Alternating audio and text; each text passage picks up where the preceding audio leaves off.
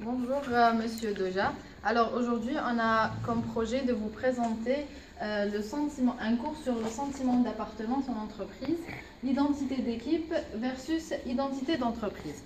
Alors ce projet sera présenté par moi-même, Ali Warayan Malika, Monsieur Abdelnour Nouenhedi, Mademoiselle Djibilizan, Mademoiselle Orabi Oumia. Alors on va commencer par le premier slide où on va définir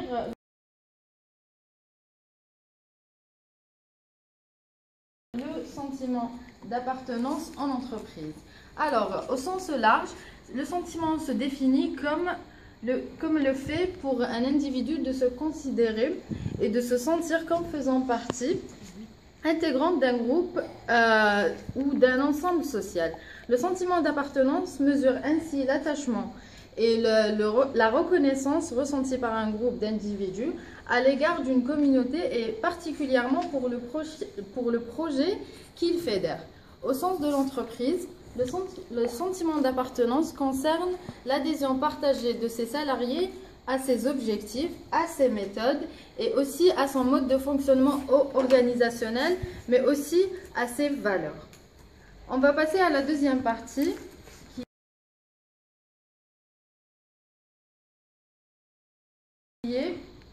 Comment développer ce sens de sentiment d'appartenance? Toutes les entreprises devraient souhaiter que leurs collaborateurs soient fiers d'y travailler, mais toutes ne font pas pour autant le nécessaire pour installer un sentiment d'appartenance. Certaines entreprises mettent en place des politiques managériales et RH fortes, mais malheureusement, d'autres déploient d'importantes actions de communication. Mais comment installer durablement un sentiment d'appartenance?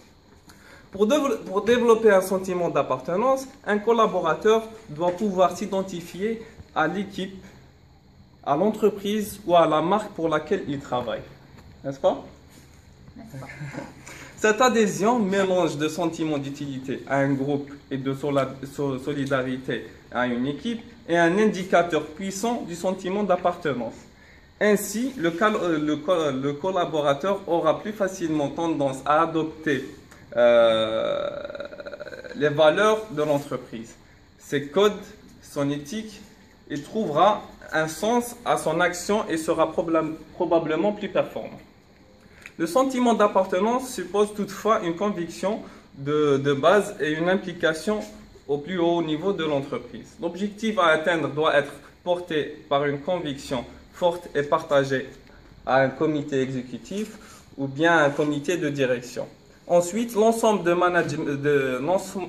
management aura une responsabilité dans le déploiement des actions à mener pour contribuer au développement du sentiment d'appartenance.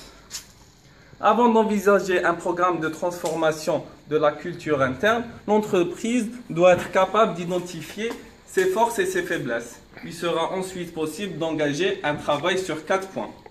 Le premier, c'est le leadership.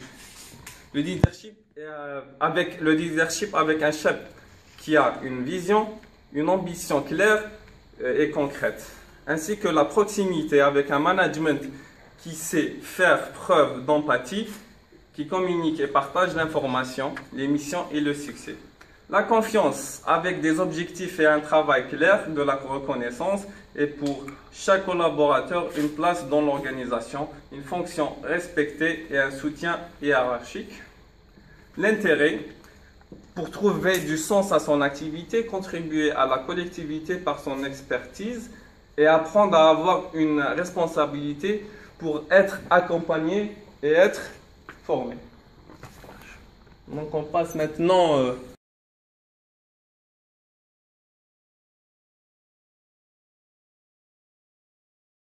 à l'identité de l'équipe.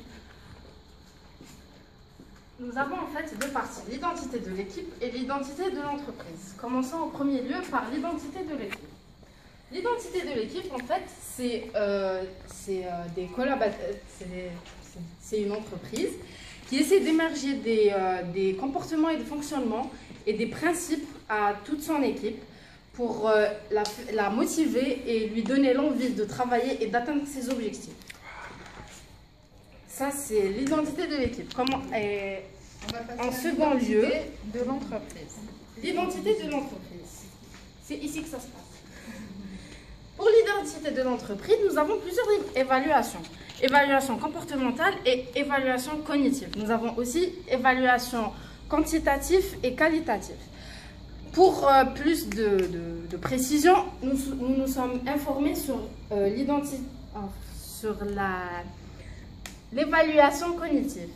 Pour ce faire, des psychologues utilisent la pensée sociale. La pensée sociale, c'est en fait interroger l'ensemble des salariés sur leur comportement, sur leurs valeurs dans l'équipe, sur leurs valeurs et leur opinion par rapport à l'entreprise pour essayer de comprendre exactement leur sentiment d'appartenance. Voilà.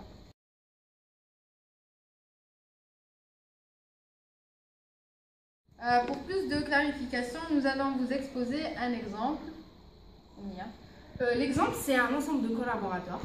Parmi les collaborateurs, nous avons eu une chinoise. La culture chinoise la pousse à se mettre plus en retrait et à être plus effacée du groupe. Et pour cela, surtout lors des désaccords et surtout lors des débats. Pour éviter ces problèmes et pour plus d'adhésion dans le groupe et plus de solidarité, l'équipe a essayé de l'intégrer au mieux. Et pour ce faire, ils ont plus essayé de la pousser à prendre la parole et à essayer d'écouter les gens et à être plus à l'écoute que de donner leur opinion et de se pousser à être plus en avant.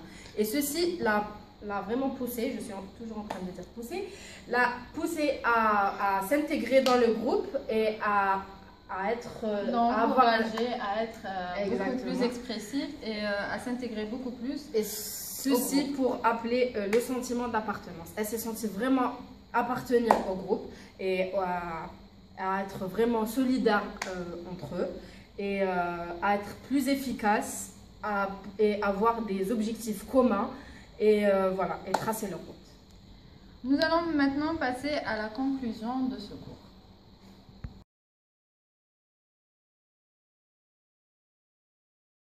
Donc en conclusion, on peut dire que ce qu'on a retenu de ce thème qui est le sentiment d'appartenance, identité d'équipe versus identité d'entreprise, c'est que c'est surtout très important pour une entreprise en développement et surtout pour son développement. Ce qui est important surtout, c'est le fait que les collaborateurs se sentent appartenir à cette entreprise, ce qui va aider ces collaborateurs à être plus motivés et à travailler plus afin d'atteindre un objectif en commun.